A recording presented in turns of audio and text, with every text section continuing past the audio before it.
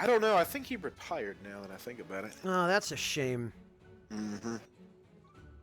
But Uh, it's I'm Irish. I come from an Irish family, and despite how evil most of them are, they're all storytellers. Every one of them. okay. They exaggerate a bit here, but their main goal in telling you a story is not for you to look upon them in favor, but to make you laugh. That's the Irish thing. Yep.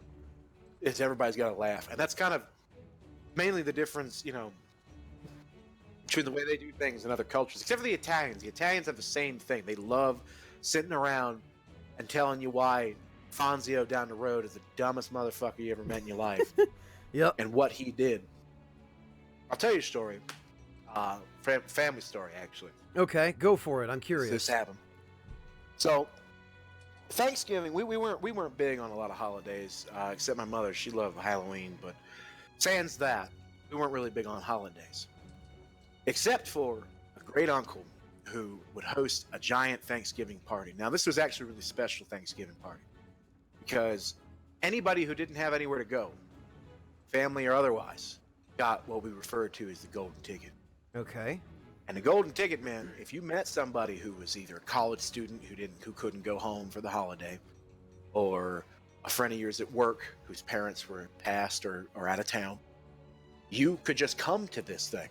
And it got to the point where there was 80 some odd people at this party, and maybe 12 of them were related. Oh God. And I got to be one of the related. I felt special. Nobody knew who the hell I was because I'd walk in the door. They'd be, "Oh, who are you with?" And I'm like, "Oh, I'm the family." And they're like, "Oh, sorry." So, and then they have friends inviting friends, so they have all of that. So it was a huge, That's huge, always fun. So they always had a big thing. But now everything would always go very well. They always had like 3 turkeys. I mean, they had food beyond food. People would give him checks because of how much food he would bring. They would pay for this. Oh wow. People thought the generosity was outrageous, so they would just pay him, and then he would make a small profit off of 2-3 days of like cooking, because that's what it would have been. Okay. So he would do a big country cooking.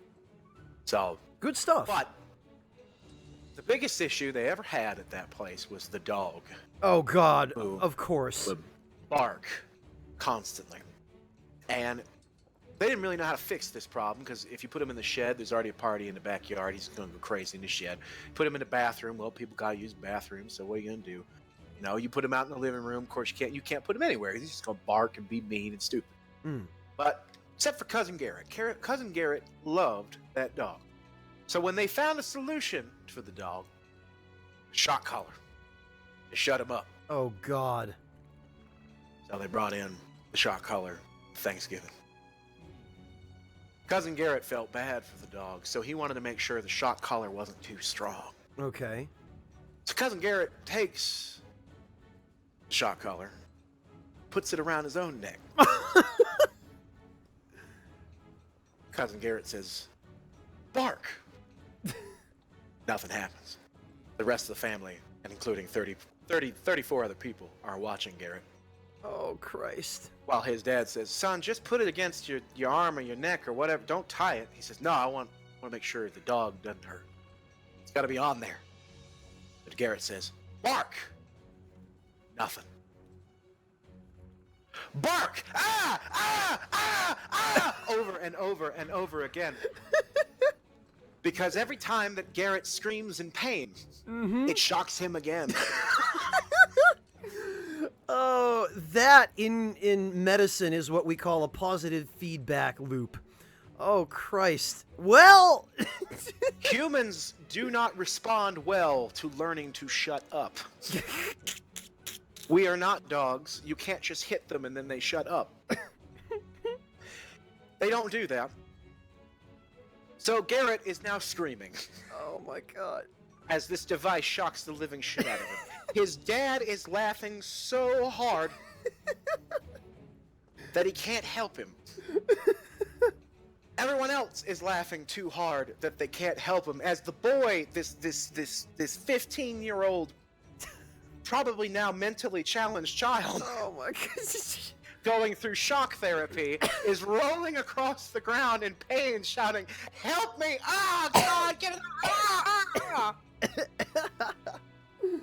Oh. His father his hand shaking around the boy's neck, trying to get it off, laughing and screaming, "You stupid son of a bitch! I told you!"